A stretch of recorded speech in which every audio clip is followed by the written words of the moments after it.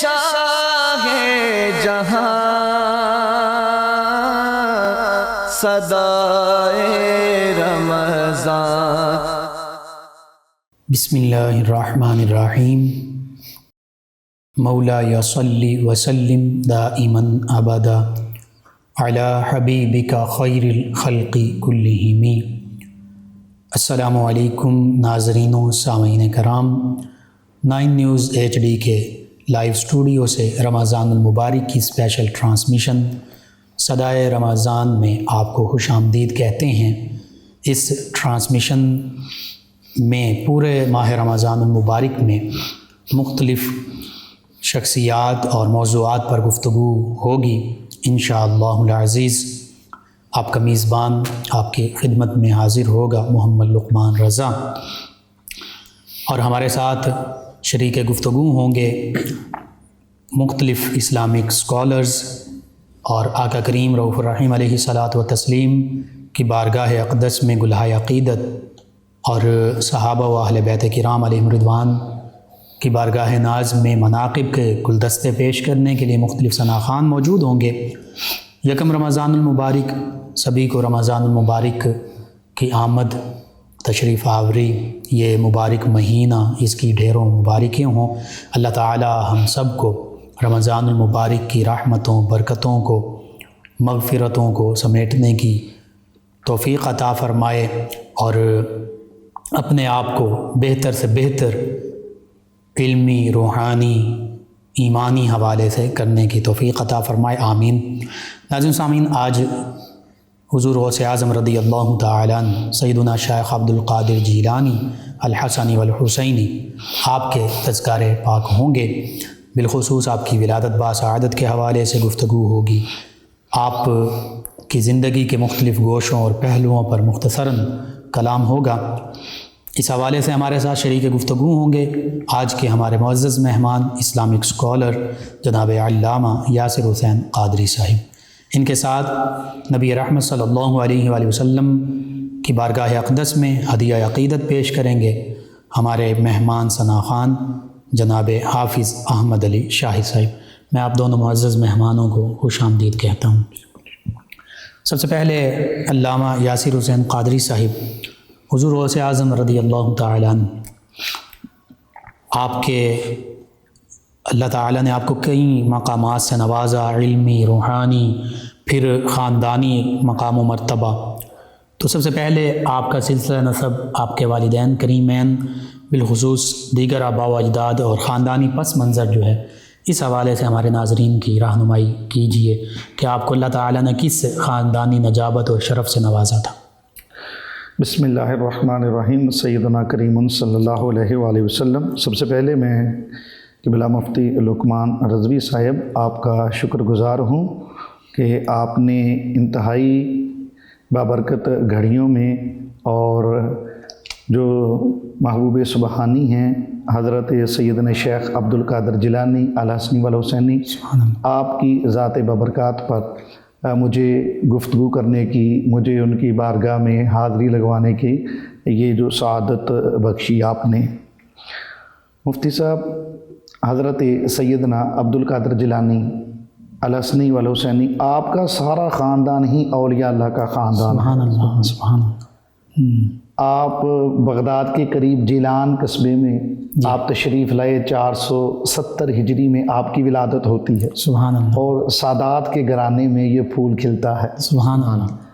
تو حضرت غوث اعظم سرکار رحمۃ اللہ تعالیٰ علیہ، آپ کے جو نانا جان ہیں وہ بھی اللہ کے بہت بڑے ولی تھے، سبحان اللہ، اور مستجاب الدعوات تھے۔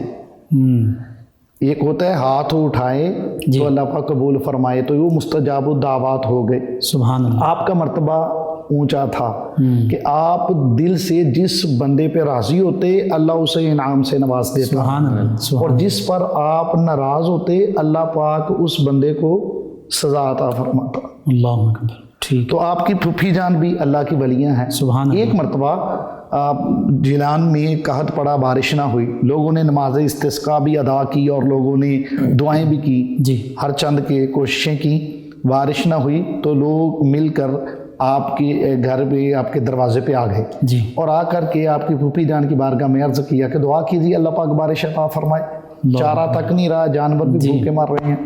تو سیدہ عائشہ رضی اللہ تعالیٰ عنہا، سیدہ عائشہ رحمۃ اللہ تعالیٰ علیہا جی جو آپ کی پھوپھی جان ہیں، سبحان اللہ، انہوں نے جھاڑو پکڑا اور اپنے سین میں جھاڑو دینا شروع کر دیا اللہ اکبر، اور جھاڑو ختم کیا تو آسمان کی طرف نگاہ اٹھائی، اللہ کی بارگاہ میں دعا کی باری تعالیٰ جھاڑو میں نے دے دیا ہے، اب چھڑکاؤ تو کر دے. سبحان اللہ. تو جتنے آئے تھے عرضی لے کر کوئی ایک بھی ایسا نہ بچا کہ جو بھیگا نہ تھا گھر جاتے ہوئے. اللہ اکبر. تو آپ کا سارا خاندان ہی اولیاء اللہ کا یعنی خاندان اسی تھا. وقت ان کی دعا کی برکت سے بارش کا نزول ہو. بارش کا نزول ہو گیا اللہ اکبر. اور مخلوق خدا راضی ہو گئی. سبحان اللہ. اور آپ سلطان الاولیاء ہیں، آپ تاجدار اولیاء ہیں. جی آپ کا قدم اللہ کے ہر ولی کی گردن پر ہے. سبحان اللہ. تو غوث پاک سرکار کے والدین کریمین کی کیا شان ہے جو آپ فرما رہے تھے.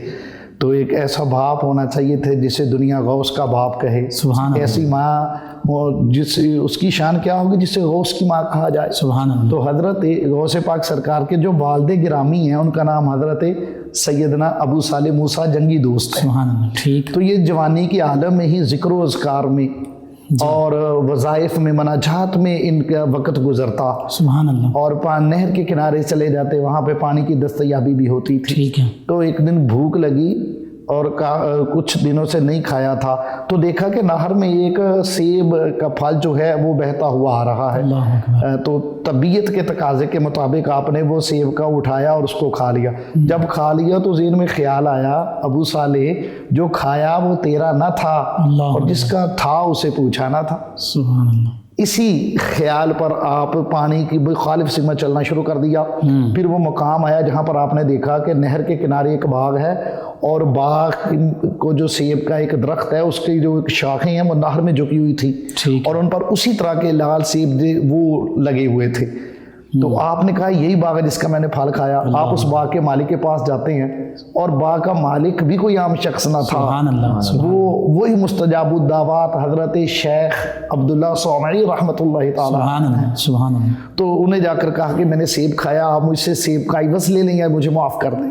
انہوں نے سوچا یہ کوئی جوان اس طرح کی بات کرے، یہ کوئی عام بندہ نہیں ہے. سبحان اللہ. تو انہوں نے مختلف روایات آتی ہیں کہ 6 سال 12 سال کا کہا کہ میرے باغ کی نوکری کرو، میرے باغ کے درختوں کی نگرانی کرو، پانی دو اور میں پھر سوچتا ہوں کیا کرنا ہے. تو آپ کرتے رہے، پانی دیتے رہے، وہ دیکھ بھال کرتے رہے. بالکل ٹھیک. اور پھر وہ وقت آیا جب عرصہ پورا ہو گیا، مدت پوری ہو گئی تو آپ گئے، آپ نے کہا جی آپ نے کہا تھا مجھے معاف کر دے.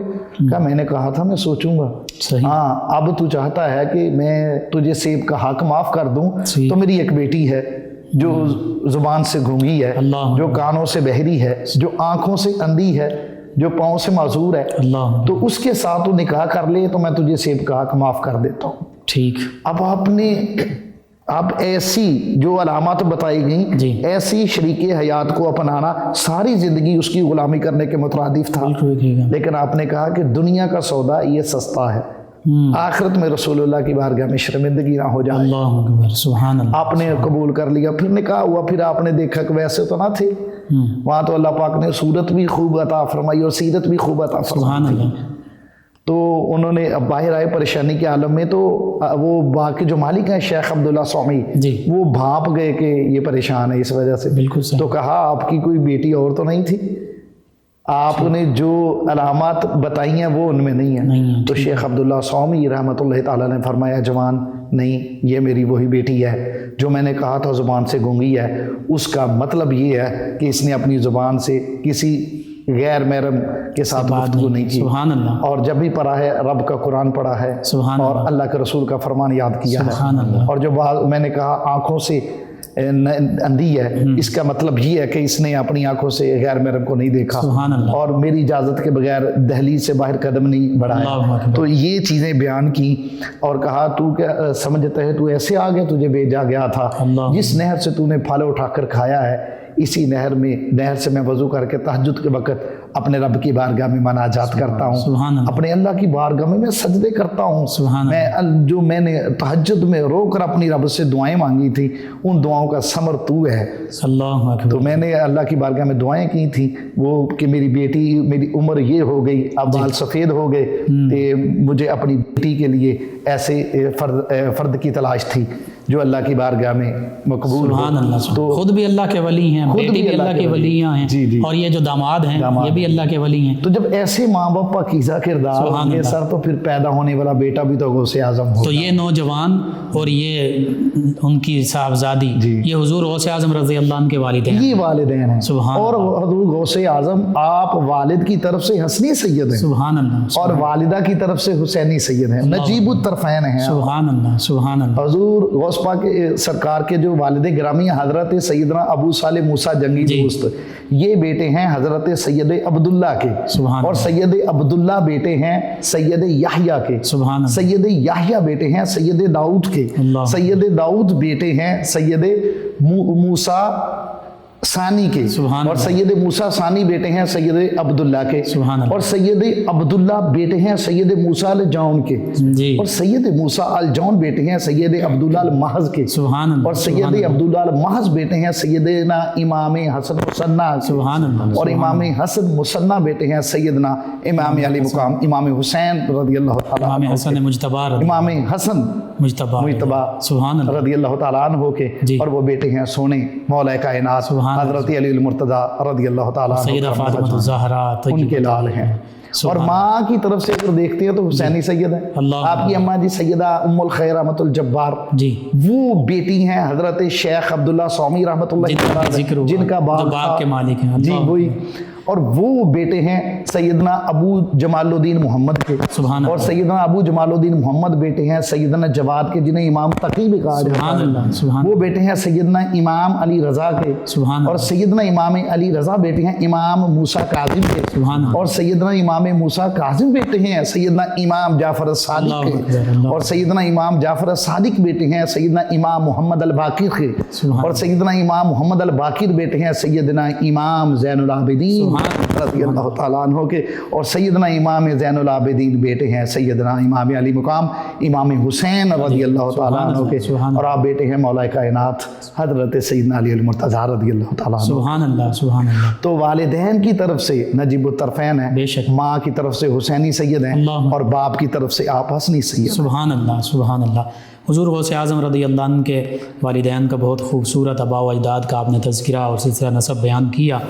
حضور غوث اعظم رضی اللہ عنہ کی ولادت باسعادت، اور پھر آپ کی جو بچپن ہی کی شیر خارگی کی کرامت ہے جو معروف ہے، اس حوالے سے بھی ضرور گفتگو کیجیے، اور اس کا تعلق بھی ماہ رمضان المبارک سے ہے، تو اس حوالے سے موقع کی مناسبت سے یہ بات بھی ضرور ہونی چاہیے۔ مفتی صاحب، آپ 470 ہجری میں پیدا ہوئے، تشریف لائے، تو مطلع ابر الود تھا، جی، تو یہ ایک روایت میں 1 سال بعد کی بات ہے، ٹھیک ہے، اس لیے کہ آپ کی اماں جی کو اس لیے تو خبر تھی کہ پچھلے رمضان میں جو میرا بیٹا ہے یہ رمضان پورا دن دودھ نہیں پیتا تھا، پلایا بھی جاتا تو آپ نہ پیتے تھے، اللہ اکبر، یعنی روزے سے، جی، یہ اگلے رمضان مادرزاد، جی، اگلی جو ہے رمضان، اس رمضان کی یہ آپ کی کرامت ہے کہ مطلع ابر الود تھا، تو لوگوں کو تشکیک ہو گئی، شک میں پڑ گئے کہ چاند رمضان کا نظر آیا کہ نہیں آیا، صحیح، تو آپ کی بارگاہ میں آئے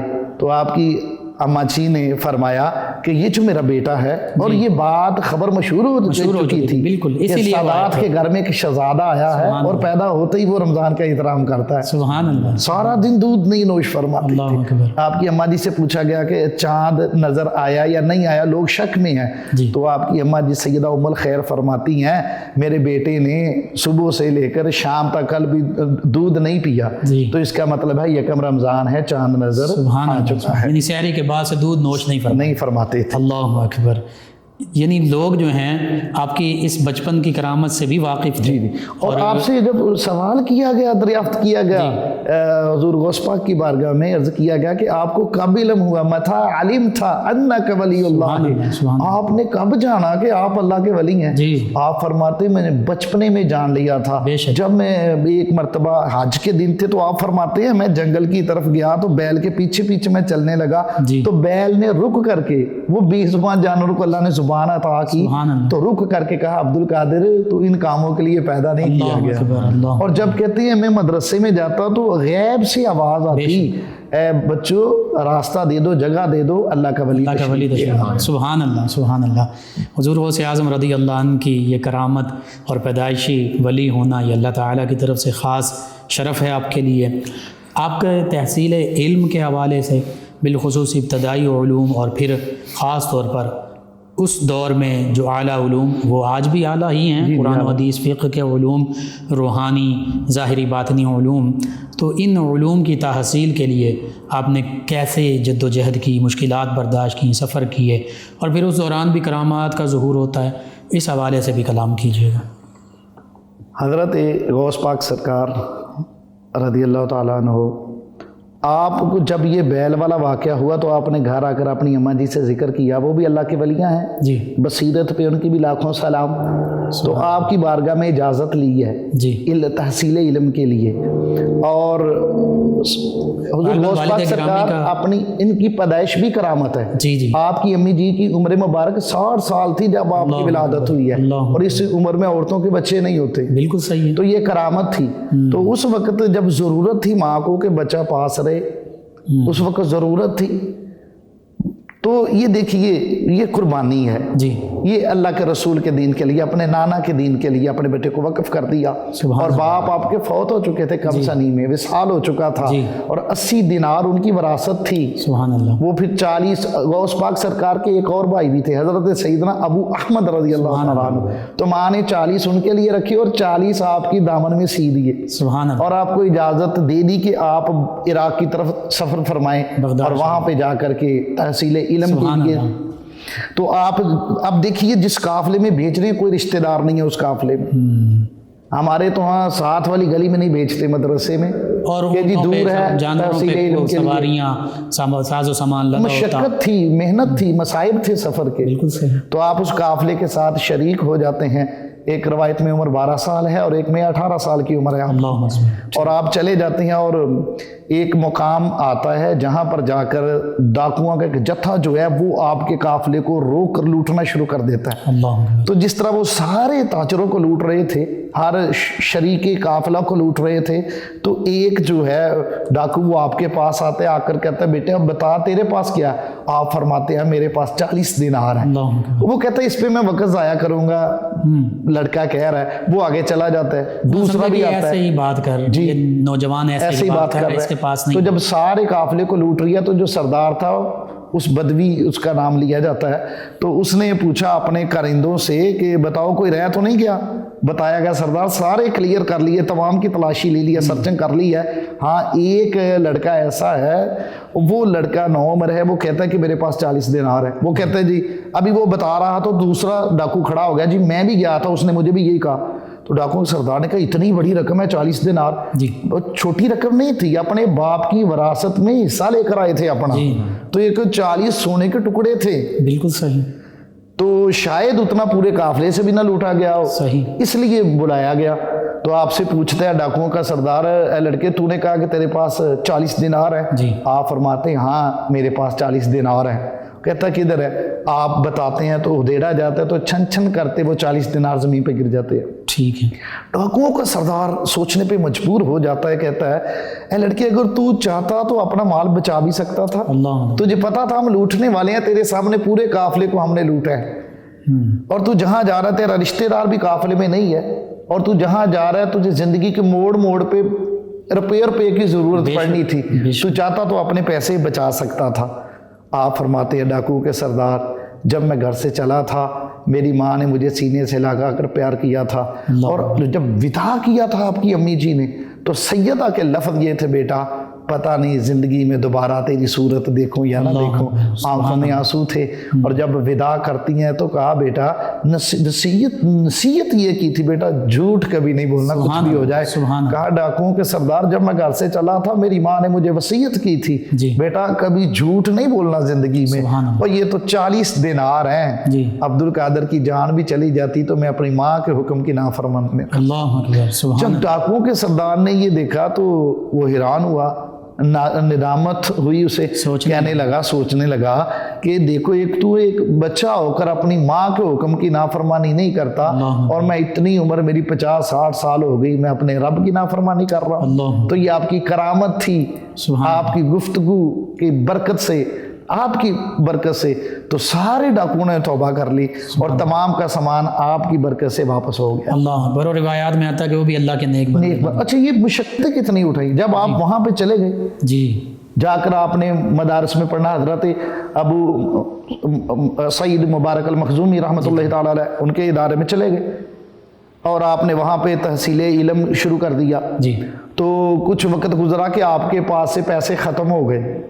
ٹھیک۔ آپ کی ماں جی، ہم کہتے ہیں نا ماں کو بلیوٹوتھ کی ضرورت نہیں ہوتی، عام آج کے دور کی ماں کو بھی کسی بھی کنیکشن کی ضرورت نہیں، ماں جانتی ہے میرے پتر کو کس چیز کی ضرورت ہے، ماں جانتی ہے میرا بیٹا کس حال میں۔ بے شک جی تو وہ تو پھر ولی اللہ تھے، وہ تو پھر اللہ کی نیک بندی تھی۔ سبحان اللہ۔ بے شک۔ تو سیدہ جان گئی کہ میرے بیٹے کے پاس پیسے ختم ہو گئے، تو سیدنا غوث پاک سرکار کے پاس خرچہ ختم ہو گیا، پیسے ختم ہو گئے، تو آپ نا فاقہ شروع ہو گیا جی۔ آپ نے 3 دن سے کچھ نہ کھایا، جی۔ اور ادھر ماں نے پیسے بیچ دیے ایک مسافر کے جو جا رہا تھا، اجنبی تھا، کہ یہ لو بغداد میں جانا، وہاں میرا بیٹا گیا ہے 12-13 سال عمر ہے اور اس کو یہ پیسے دے دینا۔ تو وہ بندہ آیا، وہ آ کر بازار میں پوچھتا ہے کہ جلان سے ایک لڑکا آیا ہے 12-13 سال اس کی عمر ہے، میں نے اسے ملنا ہے۔ وہ پوچھتا رہا پورے شہر میں، اسے نہ پتہ ملا حضور غوث پاک سرکار کا، تو وہ خود بھی غریب تھا تو اس کے اپنے پیسے بھی ختم ہو گئے۔ ٹھیک ہے، اس کو ضرورت پڑی، وہ تھک بھی گیا، اسے زیادہ قیام کرنا پڑا آپ کو ڈھونڈنے کی خاطر۔ تو پھر اس نے جو آپ کی ماں جی نے آپ کے لیے پیسے دیے تھے انہی پیسوں میں سے اس نے کھانا خریدا، اور اس وقت مسجد میں چلا گیا، پانی کا انتظام وہاں ہوتا تھا مساجد میں، تو پانی کہاں مل جائے گا، وہاں پہ بیٹھ کر کھانا شروع کر دیا۔ تو مسجد کے ایک کونے میں بیٹھ گیا وہ بندہ، تو وہ لقمہ توڑ کر کے منہ کی طرف جب لے جانے لگا، اس نے دیکھا مسجد کے دوسرے کونے میں ایک لڑکا بیٹھا ہے 12-13 سال کا، اسی کی اتنی بھوک لگی ہے کہ یہ لقمہ اپنے منہ کی طرف لے کر جاتا ہے، وہ اس لڑکے کا وہاں پہ منہ خود بخود کھل جاتا ہے۔ تو اس نے دعوت دی، اصرار کر کے بلایا بیٹا میرے ساتھ آ کر کھانا کھا لو، تمہیں بھوک لگی ہے۔ تو وہ لڑکا آتا ہے، آ کر اس بندے کے ساتھ کھانے میں شریک ہو جاتا ہے۔ تو کھانے میں ابھی شروع ہوتا ہے تو وہ بندہ کہتا ہے اتنے دن سے میں آیا ہوں، میں ایک لڑکے کو ڈھونڈ رہا ہوں، 12-13 سال عمر ہے اور جلان سے آیا، عبد القادر اس کا نام ہے۔ تو حضور غوث پاک سرکار فرماتے ہیں میرا ہی نام عبد القادر ہے، میں ہی جلان سے آیا ہوں۔ سبحان اللہ۔ تو وہ کہتا ہے، عرض کرتا ہے جی آپ کے پیسوں سے کھانا خریدا ہے، میری یہ جو ہے خیانت مجھے معاف کر دیجیے گا، میرے پاس پیسے ختم ہو گئے تھے۔ تو حضور غوث پاک سرکار نے وہ کھانا اسے بھی کھلایا، خود بھی کھایا، اور جتنے ماں نے پیسے بھیجے تھے آپ نے آدھے پیسے اس کو عطا کر دیے، سخاوت کر دیے، اور آدھے آپ نے کہا تیرے پاس بھی تو کچھ نہیں ہے۔ سبحان اللہ۔ تو یہ اس بچپنے کے عالم میں جب بندے کے پاس بھی کچھ نہ ہو اور آپ کی باقی ساری زندگی دیکھیں، آپ بیڑی والے کے پاس چلے جاتے، ملاح کے کشتی والے کے پاس، اسے پیسے جمع کروا دیتے کہ کوئی مسافر تیرے پاس آئے اس کے پاس پیسے نہ ہو تو نیچے نہ اتارنا، تاکہ وہ اپنے گھر والوں سے اپنے بچوں سے دور نہ رہ جائے، اور کوئی مسافر منزل سے پیچھے نہ رہ جائے۔ تو نور والے کے پاس چلے جاتے، اسے پیسے دیتے تھے، کوئی آئے جس کے پاس پیسے نہ ہو کھانا ضرور کھلانا تاکہ کوئی بھوکا نہ سوئے، اور پوری زندگی لوگوں کے ساتھ اچھائی کا یہ کھانا کھلانا اور لباس اور یہ معاملات، ان کی ضروریات پورے کرنا، یہ آپ کا معمول رہا۔ آپ کا ارشاد ہے، آپ فرماتے ہیں لو کانت دنیا، اگر دنیا میرے پاس ہوتی تو فرماتے ہیں میں غریبوں کو فقیروں کو ساری کھلا دیتا۔ سبحان اللہ، سبحان اللہ۔ اور خود فرماتے ہیں کہ میری ہتھیلی میں سوراخ ہے، بے شک ہے جی، کچھ جو مرضی ہتھیلی میں آ جائے تو شام تک فقراء اور غربا میں تقسیم فرما دیتے۔ سبحان اللہ، سبحان اللہ، بہت خوبصورت۔ جی ناظرین و سامعین، 9 نیوز HD کے لائیو اسٹوڈیو سے رمضان المبارک کی یہ اسپیشل ٹرانسمیشن صدائے رمضان آپ کی خدمت میں پیش کی جا رہی ہے۔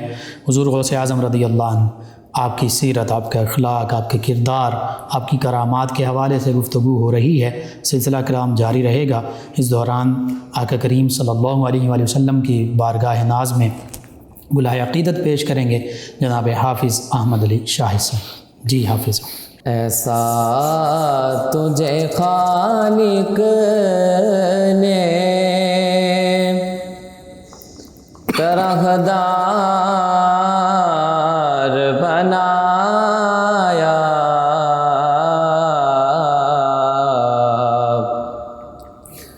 ایسا تجھے خالق نے طرحدار بنایا،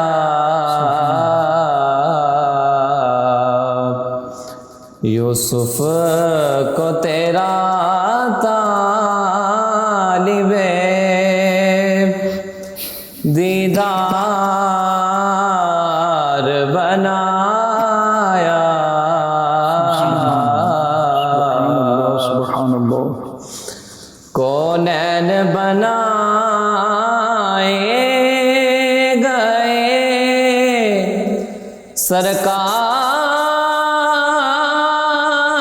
کی خاطر،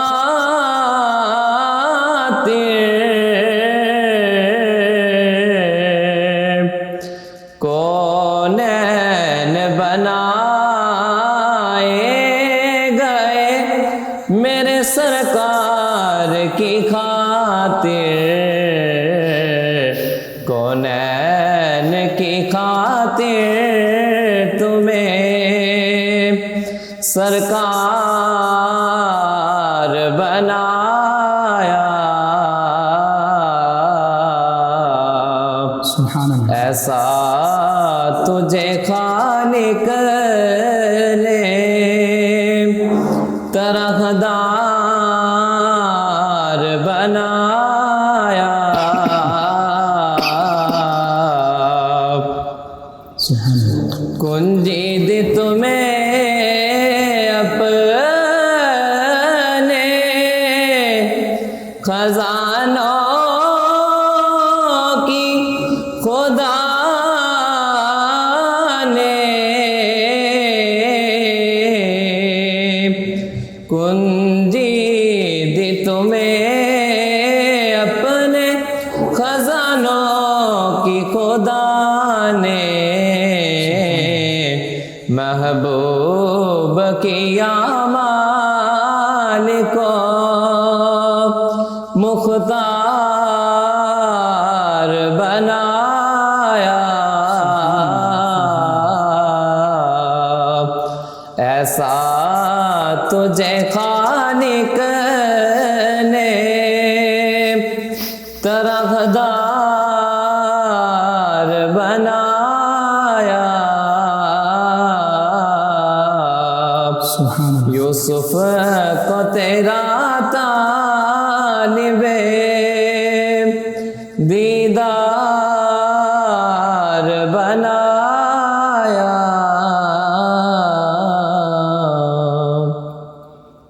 سبحان اللہ، سبحان اللہ، جزاک اللہ، ماشاء اللہ۔ جی ناظرین و سامعین، ان بابرکت لمحات میں بہت ہی خوبصورت گفتگو ہو رہی ہے حضور غوث اعظم رضی اللہ تعالیٰ عنہ کے بارے میں، اور خوبصورت کلام پیش کیا گیا۔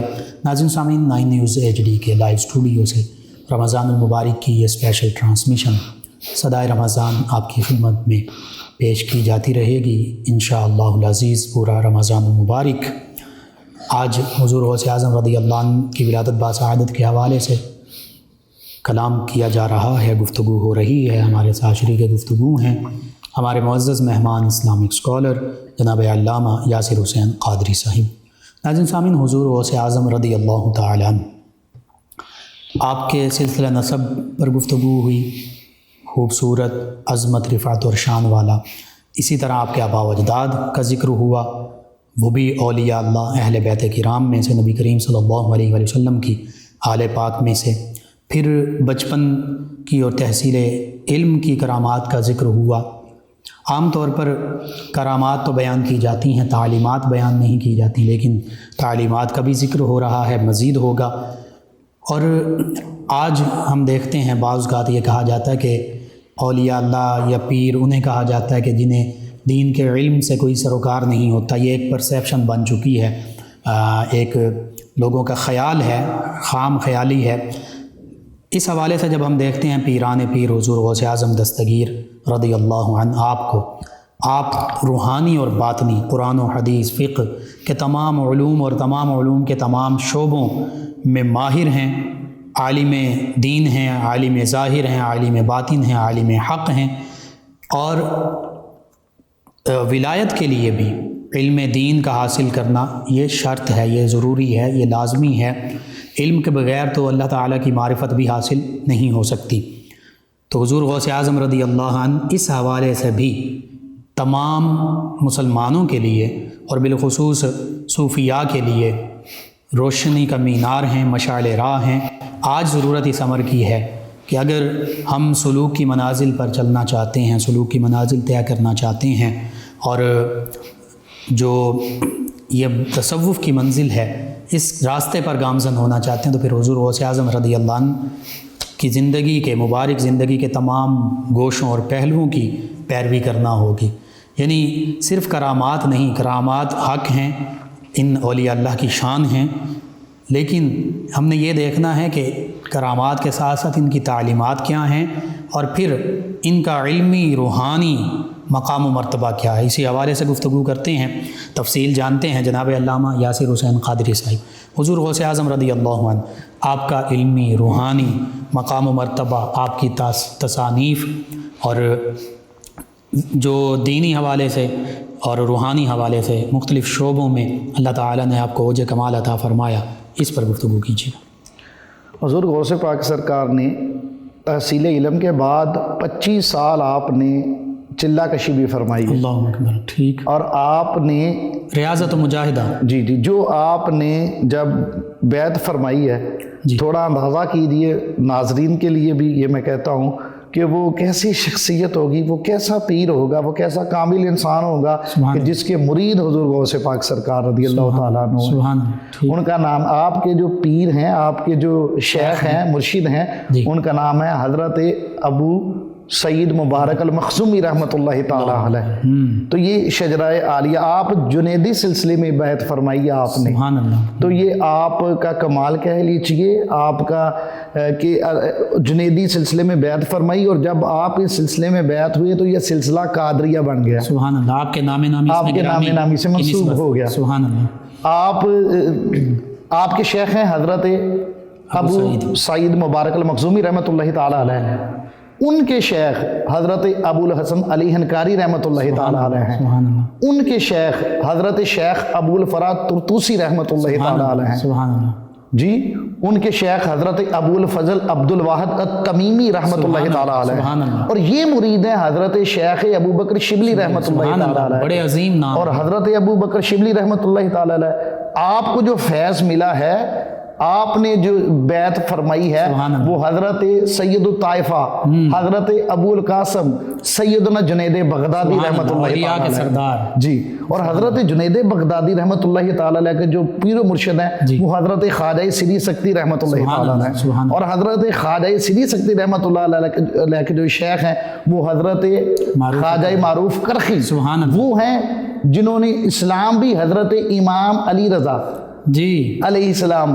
رضی اللہ تعالیٰ عنہ آپ کے دست حق پر قبول فرمایا، اور ان کے گھر کے یہ دھوبی ہیں، اور جن کے گھر کے دھوبی کی یہ شان ہو، اس گھرانے کی اہل بیت کی شان اور رفعت و مرتبوں کا کون اندازہ لگا سکتا ہے؟ اسی گھرانے سے حضور غوث اعظم رضی اللہ، اسی گھرانے حضرت امام علی رضا، آپ کو فیض ملا حضرت امام موسیٰ کاظم سے، اور حضرت امام موسیٰ کاظم آپ کو فیض ملا اپنے شیخ اور اپنے والد گرامی حضرت امام جعفر الصادق سے، اور حضرت امام جعفر الصادق آپ کو فیض ملا امام محمد الباقر سے، اور حضرت امام محمد الباقر آپ کو فیض ملا حضرت امام زین العابدین رضی اللہ تعالیٰ عنہ سے، اور آپ کو فیض اس زبان سے ملا، اس منبع فیض سے ملا سبحان اللہ۔ کہ جنہیں فیض اپنے بابا مرتضیٰ اور نانا مصطفیٰ سبحان اللہ۔ حضرت امام حسین رضی اللہ تعالیٰ عنہ ہیں۔ بے شک بے شک، تو یہ آپ کا سلسلہ طریقت حقیقت ہے، ہے، سبحان اللہ اسے ہی سلسلہ قادریہ بھی کہا جاتا ہے۔ سبحان اللہ۔ اور جو علم کی بات آپ نے فرمائی ہے کہ ولی ہونے کے لیے علم، تو جاہل تو ولی ہوتا ہی نہیں ہے، بالکل صحیح، جاہل تو رہنمائی کر ہی نہیں سکتا۔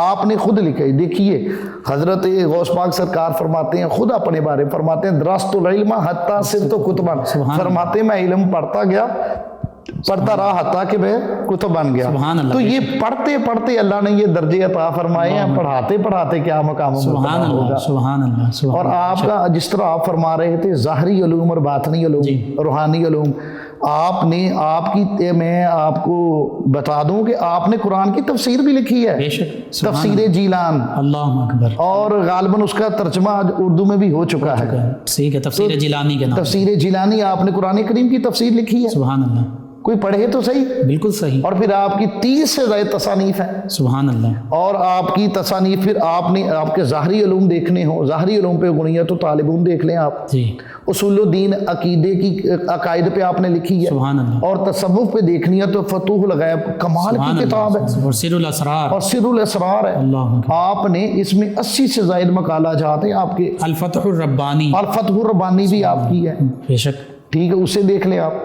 اور ویسے جو علماء کرام فرماتے ہیں تصوف کی جی جو 5 بنیادی کتابیں کہا جاتا ہے کہ سب سے اوپر جو درجہ دیتے ہیں زمانے کے اعتبار سے جو درجہ بندی کی گئی ہے، امہات تو الکتب، کتاب اللمعہ جی فی التصوف، یہ حضرت ابو نصر سراج نے لکھی، ان کی ہے۔ اور اس کے بعد آتی ہے جی ایک کتاب رسالہ کشیریہ، ٹھیک ہے، حضرت امام قاسم کشیری کی بالکل صحیح، رحمۃ اللہ تعالی علیہ کی۔ اس کے بعد آتی ہے کشف المحجوب حضور داتا صاحب کی۔ سبحان اللہ، اس کے بعد آتی ہے فتوح الغیب حضور غوث پاک سرکار کی، بے شک، اور اس کے بعد آتی ہے عوارف المعارف۔ یہ 5 بنیادی کتب ہیں، سبحان اللہ، وہ حضرت شیخ شہاب الدین سہروردی رحمۃ اللہ تعالی علیہ کی ہے۔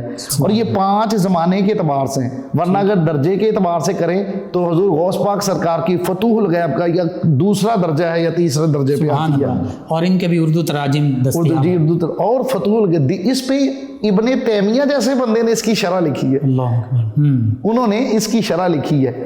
تو اس میں آپ جو علم کے بارے میں اور آپ کی جو خطابات اس کے علاوہ بے ہیں، شک، آپ ایک دن میں 13 پیریڈز پڑھاتے تھے، سبحان اللہ، 13 علوم، 13 علوم پہ آپ کا درس ہوتا تھا، آپ کا سبحان لیکچر ہوتا تھا، اور 13 مختلف علوم ہوتے تھے۔ بالکل صحیح، اور بڑی مزے کی بات ہے کہ حضرت محدث ابن جوزی رحمۃ اللہ بہت بڑے محدث ہیں، جی، اور آپ کو پتہ ہے پڑھاتے بھی تھے، وہ بھی حدیث کا درس استفادہ بھی دیتے کرنے والوں میں شامل ہیں، وہ ان کے ادارے میں ایک لڑکا پڑھتا تھا طالب علم ان کے پاس، جی، تو وہ مرید تھا حضور غوث پاک سرکار کا۔ سبحان اللہ، اور محدث ابن جوزی کے بارے میں وہ ذکر آپ کی بارگاہ میں ذکر کرتا رہتا استاد جی کہ میرے شیخ آئے ہیں ان کا درس قرآن ہے، میرے شیخ ہیں ان کا درس قرآن ہے۔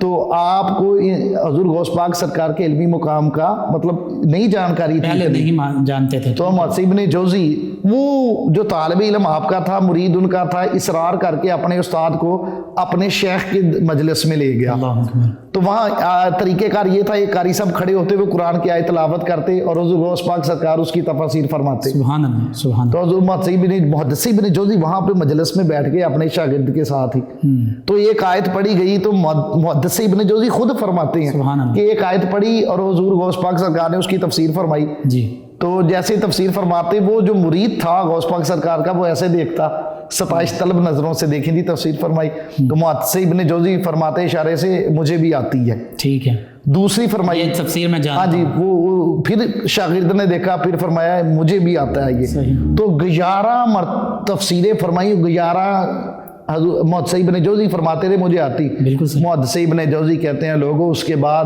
11 کے بعد 40 تفسیریں فرمائی غوث پاک سرکار نے ایک آیت کی، سبحان اور اللہ، 11 کے بعد مجھے نہیں آتی تھی جو حضور غوث پاک سرکار نے تفسیریں سبحان اللہ، فرمائی۔ سبحان اللہ، یہ تفسیر میں عظیم مفسر آپ ہیں، آپ کے اور ایک مسئلہ بلاد عجم سے ایک مسئلہ چلا گیا، مسئلہ یہ تھا ایک بندے نے قسم اٹھا لی، جی، طلاق کی قسم اٹھائی کہ میں اگر وہ عبادت نہ کروں جس میں میں تنہا یکتا ہوں عبادت کرنے میں تو 3 طلاقیں ہو جائیں، تو علماء کرام بڑے پریشان ہو گئے، بڑے تغدو میں مسئلے کا حل نہ ملا، بالکل صحیح. تو وہ مسئلہ لے کر کے حضور غوث پاک سرکار کی بارگاہ میں آ گئے. آپ نے یوں مسئلہ حل فرمایا کہ وہ آشش کر اٹھے. آپ نے فرمایا کہ کوئی بات ہی نہیں، جس نے قسم اٹھائی ہے اسے کعبہ میں لے جایا جائے اور خالی کروا کے کعبہ کے سین کو اس بندے کو کہے کہ اللہ طواف کرے. تو جب یہ طواف کر رہا ہو تو دنیا میں کوئی اور بندہ اس عبادت میں شریک نہیں ہوگا. سبحان اللہ، سبحان اللہ. تو اس طرح طلاق واقع نہیں ہوگی. اللہ اکبر. فقی بھی تھے، مفتی تھے، اور چاروں جو مذاہب فقہ ہیں اس پر فتویٰ دیا. جی جی. اور اتنے بڑے فقی تھے، ایک مرتبہ 100 کے قریب فقی آپ کا امتحان لینے کے لیے سوال اپنے ذہن میں رکھ کر آپ کی مجلس میں آگے کہ ہم غوث پاک سرکار سے سوال کریں گے. اللہ اکبر. تو جیسے ہی وہ بیٹھے حضور غوث پاک سرکار نے ایسی نظر فرمائی ان کے دلوں پر کہ سوالات سلب کر لیے. اللہ اکبر. اب انہوں نے اپنے کپڑے پھاڑ دیے، ذہن میں کچھ چیز نہ رہی. اور پھر آپ ایک ایک کے جو ذہن میں سوال تھا خود ہی سوال فرماتے، خود ہی جواب ارشاد فرماتے. سبحان اللہ، سبحان اللہ.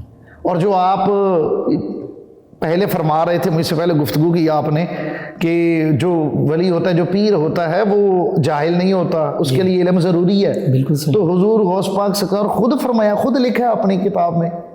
آپ فرماتے ہیں لا یجوز لشیخ ان یجلس سجالہ سجادت نہایا، سبحان اللہ. کہ حتی یکون فیہ اسنا عشر خصلتا. فرمایا کہ کسی نکرہ کا صیغہ شیخن، کسی کے لیے جائز نہیں ہے کہ وہ مسند وہ پیری پہ بیٹھے، شیخیت پر بیٹھے، ٹھیک ہوگی، مرید کرے، بیعت کرے. کسی شیخ کے لیے جائز نہیں، یہاں تک کہ اس میں 12 خصلتیں نہ پائی جائیں. اللہ اکبر. اور اسنا تھا من اللہ، 2 خصلتیں اللہ والی ہوں اس میں. پھر فرمایا وہ خصلتا من نبی اللہ، اور 2 اللہ کے رسول والی خصلتیں ہوں اس سبحان میں. اللہ. پھر فرمایا وہ اسنا تھا من ابی بکر صدیق رضی اللہ تعالیٰ عنہ، 2 ابو بکر صدیق والی ہوں. سبحان اللہ. پھر فرمایا وہ خصلتا من عمر بن الخطاب، 2 حضرت عمر فاروق والی ہوں. پھر فرمایا وہ خصلتا من عثمان بن عفان، 2 حضرت عثمان غنی والی ہوں. پھر فرمایا وہ خصلتا من علی بن ابی طالب سبحان اللہ رضی اللہ تعالیٰ. یہ 12 خصلت. اور یہ 12، 5 یعنی 4 6 ہستیاں ہیں، 7ویں کا ذکر نہیں ہے. اللہ اکبر. 2 ان کی خصلتیں پائی جائیں تب وہ بیعت کرے، تب وہ شیخیت کا دعویٰ کرے. یعنی ان اور 2 جو اللہ رب العزت اور باقی جو 5 ہستیاں، ان کے صفات 2 کہ یہ مظہر بنے جی، عطائی طور پر، تو پھر اولیاء اللہ پھر وہ مسند پہ بیٹھے. سبحان اللہ، سبحان اللہ. آپ یہ معیار اور میرٹ کسوٹی دے دی حضور غوث پاک سرکار نے. جن کے گھر سے مور لگتی ہے، جن کا قدم رغبت کل ولی والے پہ ہے حکم میں، تو وہ یہ ارشاد فرماتے ہیں خصلۃ من اللہ یکون ستارا و غفارا. اللہ فرمایا وہ پردہ پوشی کرنے والا بھی ہے اور معاف کرنے والا بھی ہے. لوگوں کے عیب چھپائے، لوگوں کے عیب چھپائے، مریدوں کے عیب چھپائے، اللہ اکبر. اپنے قریب والوں کے عیب چھپائے، لوگوں کی غلطیاں معاف کر دے، بالکل صحیح. لوگوں کی پردہ پوشی کرے. سبحان اللہ. میں اختصار کے ساتھ باقی بھی بیان کر دوں. جی. اور وخصلۃ من نبی اللہ، 2 اللہ کے نبی والی ہونی چاہیے. جی. شفیق بھی ہو، رفیق بھی ہو، سبحان اللہ. یعنی شفقت بھی کرے لوگوں پر، اپنے مریدین پر، مسلمانوں پر، مخلوق خدا پر. اور رفیق نرمی بھی برتے. سبحان اللہ، سبحان اللہ. بالکل نرمی بھی برتے، نرمی کرنے والا بھی ہو، شفقت کرنے والا بھی ہو. بالکل ٹھیک ہے. اسی لیے قرآن کریم میں بھی اللہ پاک نے فرمایا نا، اللہ اپنے پیارے حبیب سے لو کنت فظا غلیظ القلب، اے حبیب ہم نے تم کو نرمی عطا کی ہے، اگر ہم آپ تھوڑی سختی کر دیں لانفضوا من حولک، تو یہ تو آپ کے قریب سے ہی اٹھ جاتے لوگ آپ کے قریب نہ آتے. ٹھیک ہو. ہم نے آپ کو نرمی دی، اللہ کی رحمت سے نرمی عطا.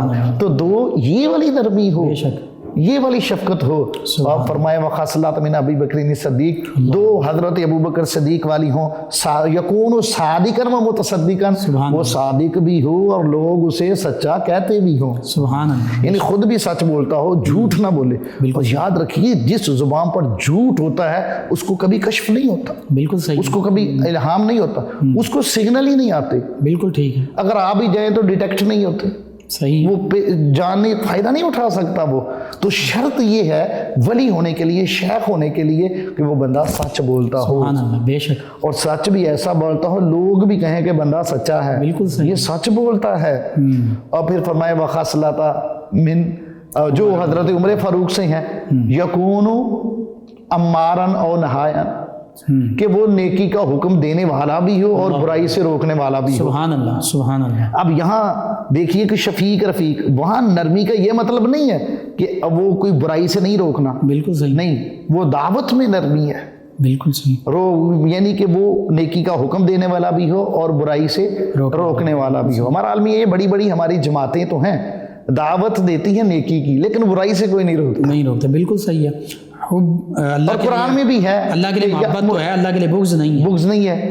اور قرآن کریم میں ان اللہ یأمر، وہ جو آیت ہے کہ حکم دیا کہ آپ نیکی کا حکم دو بالکل اور برائی سے روکو. نیکی کا حکم دیتے ہیں، برائی سے کوئی نہیں روکتا. یہ تو کئی مقامات پر ہے نا. الذین مکناہم فی الارض اقاموا الصلاۃ والزکاۃ وامروا بالمعروف ونہوا عن المنکر. جی، تو یہ امر بالمعروف ہے، یہ کام سوکھا جو ہے، بالکل ٹھیک ہے، یہ آسانی سے ہو جاتا ہے، اور نہیں عن المنکر نہیں ہے.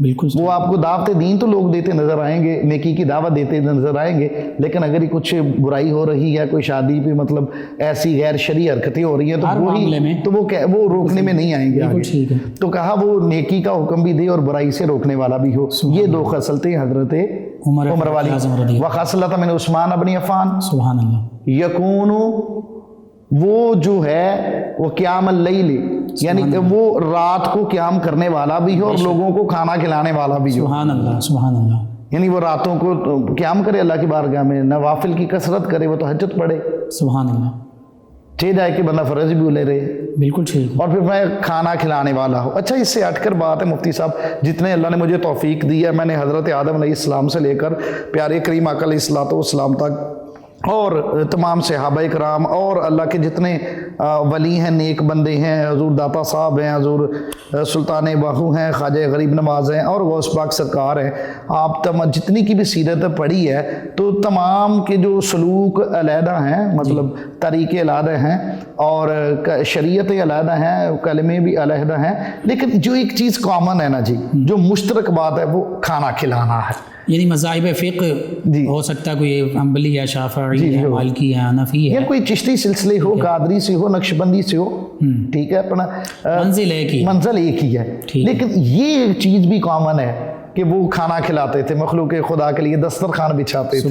تو فرمایا اس میں یہ بات بھی ہو، یہ نہیں کہ بس وہ یہ کرنے والا نہ ہو، دینے والا ہو، بالکل صحیح، وہ کھانا کھلانے والا، لوگوں کو دے، لوگوں سے لے نا، سبحان اللہ، دینے والا ہو، کھانا کھلانے والا ہو. پھر میں وخصلۃ من علی ابن ابی طالب، اور دو حضرت علی والی ہوں، یکون عالما و شجاعا، عالم بھی ہو اور بہادر بھی ہو. سبحان اللہ سبحان اللہ، بالکل ٹھیک، یعنی عالم بھی ہو، بہادر بھی ہو.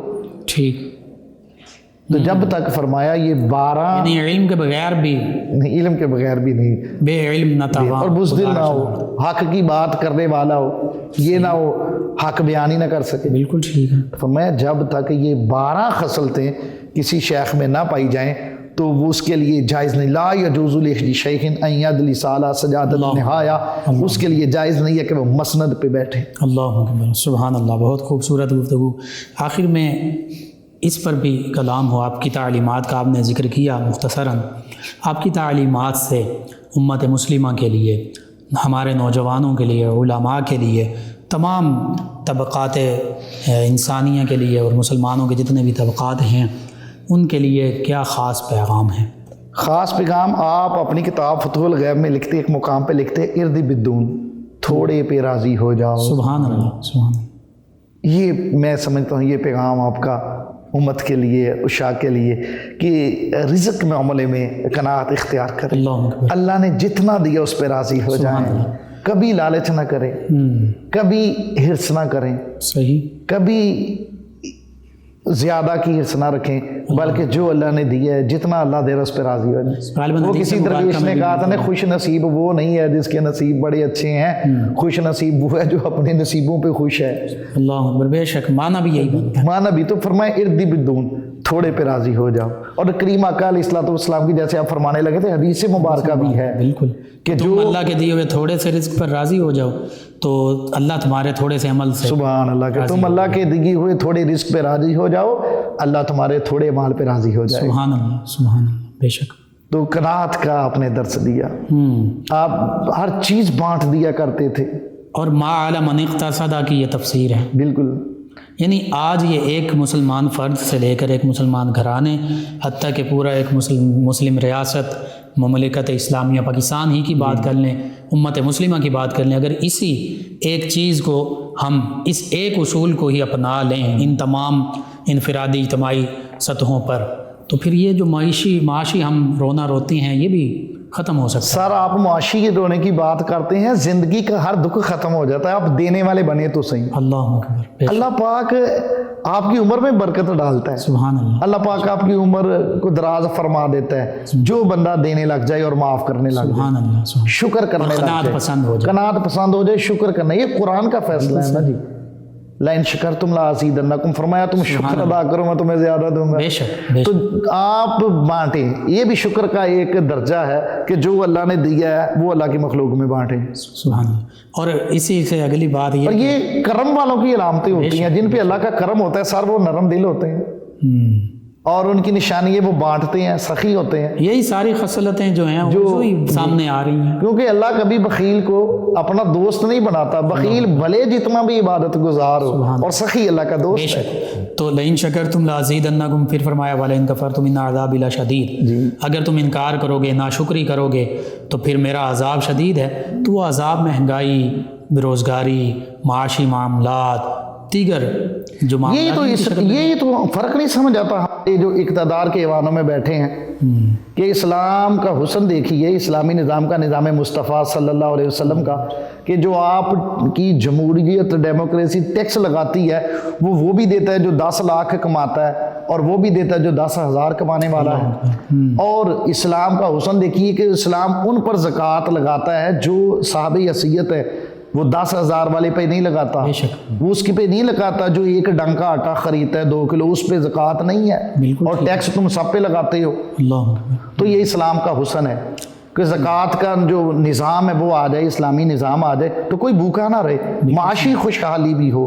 سبحان اللہ، بالکل صحیح، بہت خوبصورت گفتگو ناظرین و سامعین، حضور غوث اعظم رضی اللہ تعالی عنہ کی بارگاہ میں یہ خراج عقیدت پیش کیا گیا۔ جتنا بھی گفتگو کی جائے وقت کم ہے، مختلف پہلوؤں پر مزید گفتگو ہو سکتی ہے، لیکن وقت کے دامن کو سمیٹتے ہوئے 9 نیوز HD کے لائیو اسٹوڈیو سے یہ رمضان المبارک کی جو اسپیشل ٹرانسمیشن صدائے رمضان آپ تک پہنچائی جا رہی ہے، ایک خوبصورت کلام آپ کی خدمت میں پیش کرتے ہیں۔ ہمارے ساتھ موجود ہیں ہمارے مہمان ثنا خان جناب حافظ احمد علی شاہی صاحب۔ جی حافظ احمد علی۔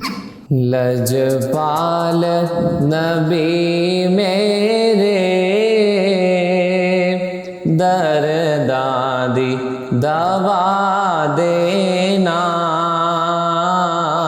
لجپال نبی میرے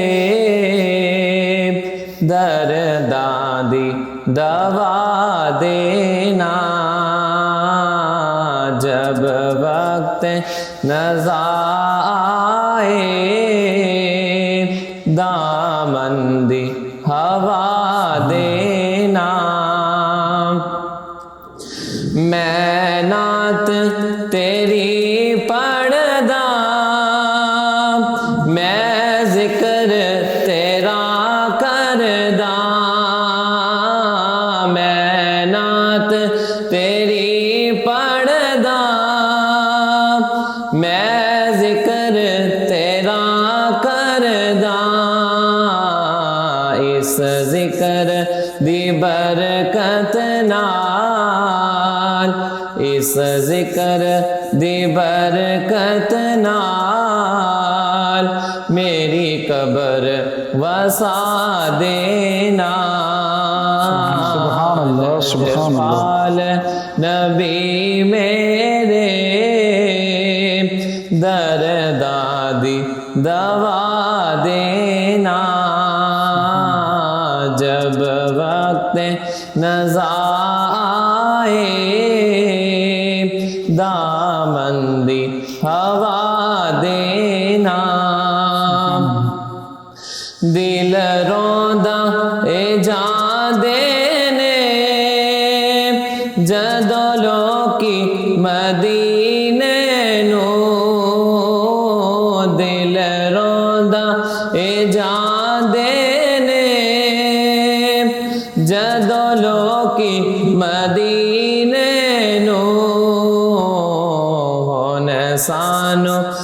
اے آقا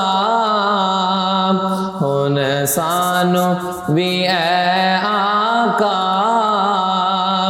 دربار بلا لینا لجپال نبی میرے درداں دی دوا دینا جب وقت نزا آئے دامن دی ہوا دینا. ماشاء اللہ. سبحان اللہ، جزاک اللہ، ماشاء اللہ. جی ناظرین و سامعین، 9 نیوز HD کے لائیو اسٹوڈیو سے رمضان المبارک کی اسپیشل ٹرانسمیشن کا یہ آج کا پروگرام اختتام پذیر ہوتا ہے. اپنے میزبان محمد لقمان رضا اور ہمارے معزز مہمانوں کو اجازت دیجیے. اللہ نگہبان. فیض شاہ جہاں صدائے رمضان